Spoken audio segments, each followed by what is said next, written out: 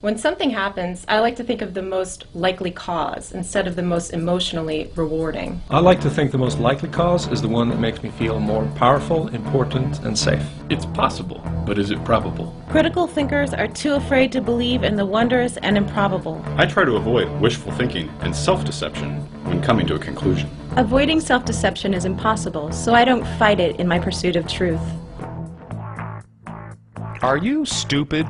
Yes. No. Yes. No. If you answered yes, odds are you're really smart. Smart enough to know how stupid you are, and that's a very good start. There's hope for you. Here's some tips to sharpen your thinking. Who is critical thinking for? Everyone? Not by a long shot. Critical thinking is for the elite few who choose to use the tools of critical thinking.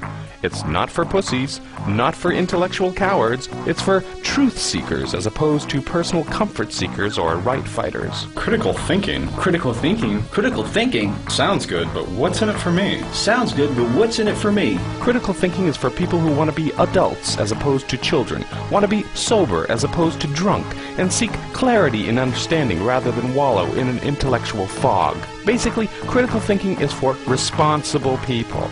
People who fly our planes, drive our buses, write our laws, run our country, run our businesses, teach our children, raise our children, vote. In short, everyone. You. I am skeptical. I don't know. Being stupid is fun and easy. Critical thinking is no fun. It's hard. It's lonely. But being stupid makes me feel better. But I love the easy feel-good answers that stupidity provides. But critical thinking is unnatural. You're right. But man in his natural state is Lazy. Self-centered. Illogical. Unreasonable. Selfish. Prone to delusion. Magical thinking. Wishful thinking. Self-deception. critical thinkers are aware of these pitfalls of human fallibility and battle against their natural shortcomings and bad habits. The enemies of clear thinking are confirmation bias. I like to gather only the data that agrees with and supports my conclusions. I like to get all relevant sides of an issue before making a conclusion. Hearing other sides makes me confused, frustrated, and angry. I enjoy hearing new points of view because my ultimate intention is to get to the truth. I find new or conflicting evidence threatening and tedious. Once I believe something, I stick to it. That's strength. Conclusion before evidence. I like to hear and examine all relevant sides before I draw a conclusion. I like to come to a conclusion first, and then gather only the evidence that supports my conclusion. Memory. My memory can be unreliable. My memory is totally reliable. Ignorance. Research is difficult and a downer. I'd rather stay in the comfort of what I already believe. Researching other points of view is a waste of time. It makes me feel uncomfortable and scared. I love to do research and adapt my conclusions as new facts are presented. I find ignorance comforting. Perception. If I've seen it, I believe it, and that's that. I will not rely on any one person's testimony. I saw what I saw, and that's what I saw. This is what I saw, but I could be wrong. Personal bias. I make an effort to remove my emotions and bias when evaluating evidence and drawing conclusions. My feelings are the closest to the facts. I try to be as objective as I can and keep my personal bias at bay. Feelings are not facts. Yes, they are. They're better than facts. My personal feelings are not relevant here. Physical emotional. I like to be well rested and alert before I make crucial decisions. I think that I make the wisest decisions when I'm exhausted and stressed out. Testimonial evidence. I like to make generalizations, judgments, and conclusions based on my own personal experiences, or those of my friends. Or my favorite celebrities. Extraordinary claims. Extraordinary claims require extraordinary evidence. Extraordinary claims require extraordinary people to believe them. Ambiguity.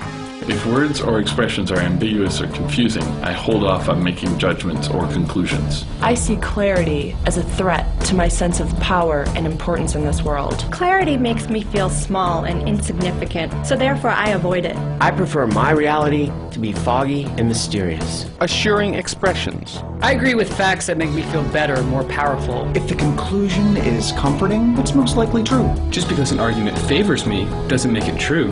Emotive content. Emotionally moving testimonies are the most convincing.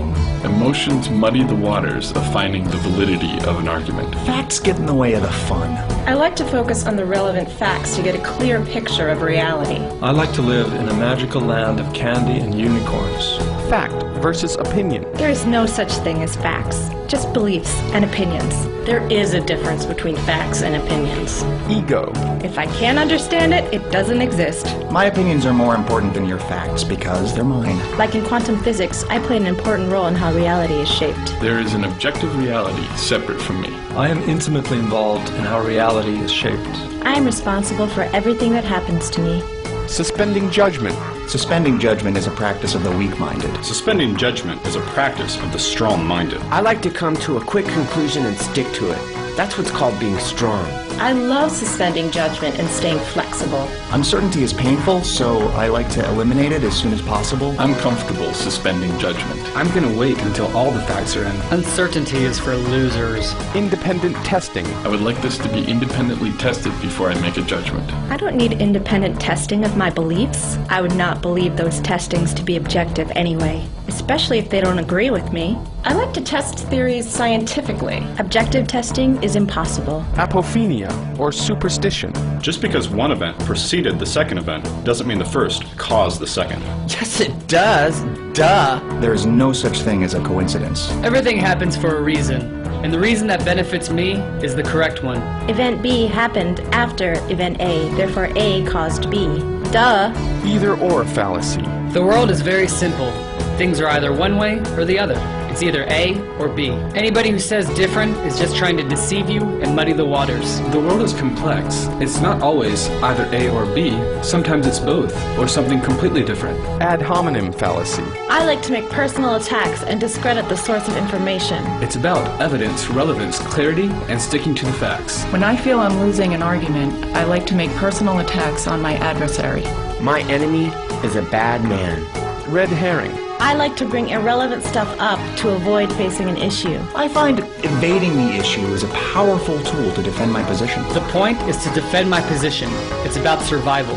I'm more interested in finding truth and reaching clarity rather than defending a previously held position.